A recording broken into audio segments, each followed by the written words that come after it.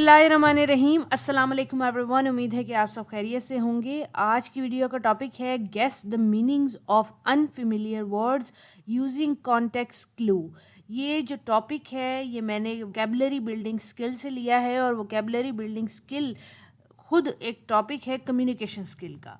Communication skill का जो subject है इंग्लिश लैंग्वेज के अंदर वैसे भी किसी सेमेस्टर में आ सकता है, हर स्टूडेंट के लिए ज़रूरी है। अगर वो वोकैबुलरी बिल्डिंग स्किल जानना चाहता है और उसको प्रैक्टिस करना चाहता है तो उसके लिए वीडियो इंपॉर्टेंट है, क्योंकि आज की वीडियो में हमने थॉरली डिस्कस करना है कि guess the meaning of unfamiliar words. आज के टॉपिक की तरफ जाने से पहले मैं आपको यूट्यूब पे अपना चैनल दिखाना चाहती हूँ। ये यूट्यूब पे मेरा चैनल है जिसका नाम है BS इंग्लिश लिटरेचर नोट्स। इसके ऊपर मैंने बहुत सारी कम्युनिकेशन स्किल की वीडियोस ऑलरेडी अपलोड की हुई हैं, और आपकी सहूलत के लिए मैंने अलग से प्लेलिस्ट बनाई हुई है कम्युनिकेशन स्किल की, जिसमें बहुत सारी वीडियोस ऑलरेडी आपको मिल जाएंगी। अगर आपको कम्युनिकेशन स्किल के बाकी टॉपिक्स भी कवर करने हो तो आप इस प्लेलिस्ट को सेव कर सकते हैं और चैनल को सब्सक्राइब कर सकते हैं ताकि नेक्स्ट वीडियोस आप तक पहुंच सकें। जैसे कि आज का हमारा टॉपिक है guessing the unknown words, how to guess the meaning. यानी कि कोई भी आप पैराग्राफ पढ़ते हैं, ऐसे पढ़ते हैं, नॉवल पढ़ते हैं, इंग्लिश आपकी फ़र्स्ट लैंग्वेज होने की वजह से आप उसके तमाम लफ्ज़ों के मीनिंग नहीं जानते। उसके लिए ज़रूरी नहीं होता कि आप तमाम लफ्ज़ों के मीनिंग जानें भी, क्योंकि ये एक नेचुरल चीज़ नहीं है। उर्दू के भी जब हम पैराग्राफ पढ़ते हैं तो उसमें ये होता है कि बहुत सारे लफ्ज़ों के मीनिंग हमें नहीं आते। तो अगर पैराग्राफ में, एस्से में, नॉवल में, ड्रामे में ऐसे लफ्ज़ आ जाते हैं जिनके मायने हमें नहीं आते, उनको किस तरीके से डील करना है। हम रीडिंग कर रहे होते हैं तो बहुत सारे ऐसे लफ्ज़ आते हैं जिनके मायने हमें नहीं पता होते। तो हमें क्या करना चाहिए? क्या हमें फ़ौरन डिक्शनरी की तरफ जाना चाहिए? लेकिन ये कितना लंबा प्रोसेस हो जाएगा कि हर लफ्ज़ पर हम अगर डिक्शनरी खोलने लगें तो इसमें बहुत ज़्यादा टाइम लग जाएगा, और बहुत ज़्यादा टाइम लगने की वजह से हम प्रॉपर तरीके से जो रीडिंग का मैसेज हमें मिलना चाहिए वो नहीं मिलेगा, और हम डिस्ट्रैक्ट होते रहेंगे। रीडिंग जो है वो बहुत ज़्यादा लेंथी भी हो जाएगी, साथ वो बहुत ज़्यादा हेक्टिक हो जाएगी, और हम सही तरीके से उसको एनालाइज भी नहीं कर सकते। तो हमें ऐसी स्ट्रेटजीज़ डिवेलप करनी पड़ती हैं जिनसे हमें लफ्ज़ों के मायने भी पता लग जाएँ और हमारा टाइम भी ज़ाया ना। इसके लिए आज मैंने 3 स्ट्रेटजीज़ को आपके लिए चुना है। एक ये कि how to deal with unknown words. पहली स्ट्रेटजी ये है कि अगर कोई अननोन वर्ड आ जाता है तो आप उससे डील कैसे करें, आपका एटीट्यूड क्या होना चाहिए उसकी तरफ। दूसरा ये कि कॉन्टेक्स्ट, यानी कि जो बाकी सेंटेंस है या पैसेज है उसके अंदर से आप मायने निकाल लें, या फिर उसका प्रीफिक्स देखें, सफिक्स देखें और रूट वर्ड देखें ताकि आपको वर्ड की समझ आ जाए। स्ट्रेटजी जो है वो है how to deal with unknown words. जब आप कोई सेंटेंस पढ़ते हैं जिसमें ऐसा लफ्ज़ आता है कि जो आपको नहीं आता, आप फौरी मौजूदा उस हालत में जज करें कि क्या इस लफ्ज़ का मायने जानना ज़रूरी है या नहीं है, क्योंकि हर जुमला पैसेज के अंदर ज़रूरी नहीं होता। अगर ऐसा जुमला है कि जो बहुत ज़रूरी है पैसेज के लिए, एक आर्ग्यूमेंट है, फैक्ट मौजूद है उसके अंदर, तो आप डिसाइड करेंगे कि मैंने इस लफ्ज़ का मायने जानना है। अगर जुमला इम्पॉर्टेंट नहीं है और लफ्ज़ इतना इम्पॉर्टेंट नहीं है तो आप बेशक उसका जो मतलब है या उसका मायने जो है वो ना ढूंढें। अगर आप ये डिसाइड करते हैं कि लफ्ज़ इतना इम्पॉर्टेंट है कि मैंने इसका मायने ढूंढना है, तो डिक्शनरी की तरफ भागने से पहले आप ये देखें वर्ड आप देख रहे हैं वो जुमले में क्या सेंस दे रहा है, पॉजिटिव दे रहा है, नेगेटिव दे रहा है, किस तरह की दे रहा है, अप्रिसिएशन की दे रहा है। अगर आपको समझ आ जाती है जुमले की, पूरा जुमला पढ़ने के बाद उस सिर्फ लफ्ज़ की नहीं आती, आपको जुमले की सेंस समझ आ जाती है, तब भी लफ्ज़ का मायने आपको डिक्शनरी में ढूंढने की ज़रूरत नहीं है। अगर आपको जुमले की भी समझ नहीं आती तो आप पूरे पैसेज में देखेंगे, यानी कि जो आपने पैराग्राफ अभी पढ़ा है उस हिसाब से इस जुमले का मतलब क्या बन रहा है। हो सकता है फिर आपको जुमला समझ आ जाए, यानी कि ये जो सेंटेंस आपके पास पैराग्राफ में मौजूद है ये अदर सेंटेंस, डिफरेंट सेंटेंसेस के साथ क्या सेंस दे रहा है। अगर फिर आपको मतलब समझ आता है तो आप कामयाब हैं।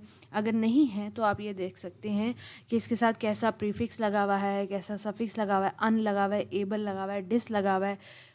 इससे भी बहुत ज़्यादा नॉलेज आता है। इसके अलावा आप रूट वर्ड पे भी कंसीडर कर सकते हैं।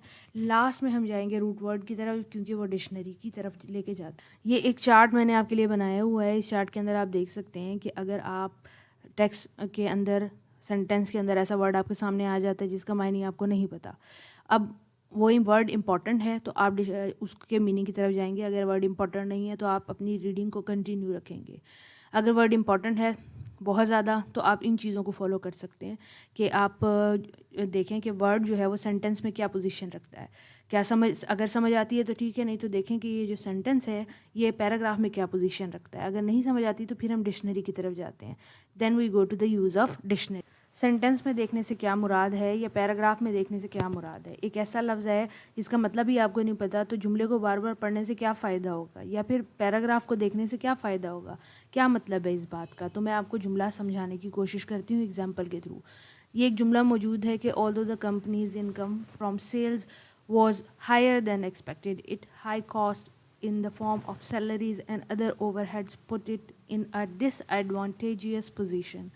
اب بے شک لفظ آپ کو ڈس ایڈوانٹیجیس کا پتہ ہوگا, لیکن ایگزامپل کے طور پہ ایک بڑا لفظ آیا تو میں آپ کو سمجھانے کی کوشش کر رہی ہوں. اب جیسے آپ کے پاس یہ جملہ موجود ہے, آپ اس کو بار بار پڑھ کے کیسے اس کا معنی حاصل کر سکتے ہیں. ایک تو طریقہ یہ ہے کہ آپ یہ دیکھیں کہ یہ جو پوزیشن کا ورڈ ہے یہ ہمارے پاس ناؤن موجود ہے, تو یہ ضرور اس کا یہ جو لفظ یہاں پہ ڈس ایڈوانٹیجیس موجود ہے یہ ناؤن کے بارے میں بتا رہا ہے, تو یہ ایڈجیکٹو ہے.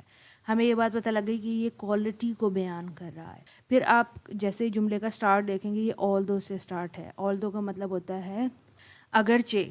دا کمپنی انکم یعنی کہ کمپنی کی جو انکم ہے فرام سیلز واز ہائر, یعنی کہ اگرچہ کمپنی کی سیلز ہائر تھی دین ایکسپیکٹڈ, جتنا ایکسپیکٹ کیا گیا تھا. It cost in the form of salaries and other overhead put it in disadvantageous position.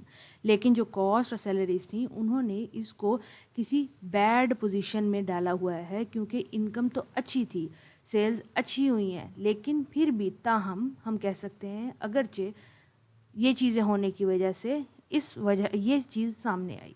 تو ہم کہہ سکتے ہیں کہ یہ جو ورڈ ہے ڈس ایڈوانٹیجیس, جس نے کمپنی کو ایک ایسی پوزیشن میں ڈالا ہوا ہے, ہم کہہ سکتے ہیں کہ یہ بیڈ ورڈ ہے, بیڈ پوزیشن میں کمپنی کو ڈالا ہوا ہے, کیونکہ انکم اچھی ہونے کے باوجود بھی ہائی رہی کاسٹ, اور سیلریز بھی دینے کے بعد جو ہے وہ پوزیشن اچھی نہیں رہی, تو پھر بیڈ یہاں پہ ورڈ ہم کنسیڈر کر سکتے ہیں.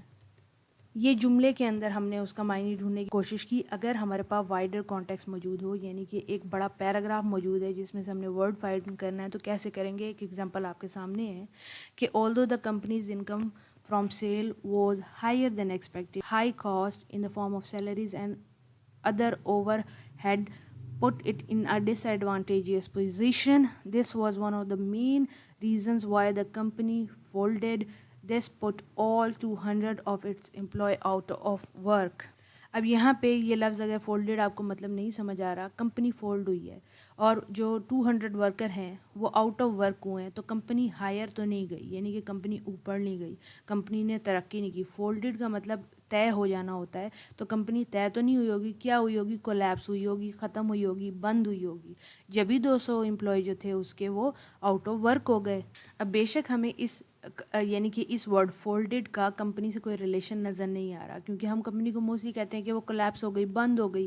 لیکن یہ لفظ فولڈڈ جو ہے یہاں پہ جو آ رہا ہے, ہم اس کو اگر پورے پیراگراف کو ریڈ کریں تو ہمیں پتہ لگتا ہے کہ کمپنی کو نقصان ہوا ہے, 200 لوگ باہر گئے ہیں, کمپنی ایک ڈس ایڈوانٹیجیس پوزیشن میں موجود ہے. اس وجہ سے ہم اس لفظ کا معنی گیس کر سکتے ہیں, ہمیں ڈکشنری کی طرف جانے کی ضرورت ہی نہیں ہے.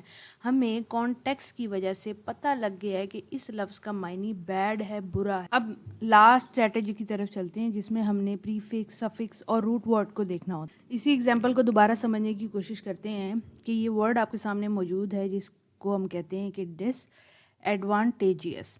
اب ایڈوانٹیج جو ہے یہ آپ کو پتہ ہے کہ ایک ورڈ ہے, یعنی کہ ہمارے پاس روٹ یہ موجود ہے. اب OUS ایکسٹرا ہے اور DIS ایکسٹرا ہے. DIX ورڈ سے پہلے لگا ہے تو یہ پریفکس ہے, OUS اینڈ میں لگا ہے تو یہ سفکس ہے. ڈس جو ہوتا ہے وہ ہمیشہ نیگیٹو چیزوں کے لیے استعمال ہوتا ہے, اور OUS جو ہے یہ ہمارے پاس سفکس موجود ہے جو کہ شو کرتا ہے کہ بھئی یہ ورڈ جو پوزیشن ناؤن ہے اس کو یہ word as a adjective complement کر رہا ہے, اور OUS ایک فیمس ایڈجیکٹو سفکس ہے. اب اس ورڈ کے اندر ہم نے 3 چیزیں دیکھیں, وہ یہ کہ جو ایڈجیکٹو ورڈ ہے وہ اینڈ ہو رہا ہے OUS سے جو کہ کامن سفکس ہے ایڈجیکٹو کا. پھر ڈس جو ہے وہ نیگیٹو چیز کو شو کر رہا ہے, اور جو روٹ ورڈ ہمارے پاس موجود ہے وہ ایڈوانٹیج ہے. اگر ایڈوانٹیج کا ہمارے پاس ورڈ موجود ہے اور اس سے پریفکس ڈس یعنی کہ نیگیٹو ناٹ لگا دیا گیا ہے, تو اس کا مطلب اگین یہی آ جاتا ہے کہ ڈس ایڈوانٹیجز کا مطلب برائی ہے, بیڈنس ہے. آج کی اس ویڈیو میں نے یہ 3 اسٹریٹجیز ڈسکس کی ہیں تاکہ آپ لوگ ڈکشنری کی طرف فوراً نہ جائیں اور جو ورڈ ہے اس کو سینٹینس کے اندر سے فائنڈ کرنے کی کوشش کریں، کلوز کی مدد سے فائنڈ کرنے کی کوشش کریں، یا کانٹیکس میں اس کو فائنڈ کرنے کی کوشش کریں۔ اگر پھر بھی آپ کو لفظ نہیں ملتا تب آپ اس کو ڈکشنری میں دیکھیں۔ اگر آپ کو آج کی ویڈیو پسند آئی ہے تو کائنڈلی لائک کر دیں، دوستوں کے ساتھ لازمی شیئر کریں۔ اگلی ویڈیو تک کے لیے خیال رکھیں۔ اللہ حافظ۔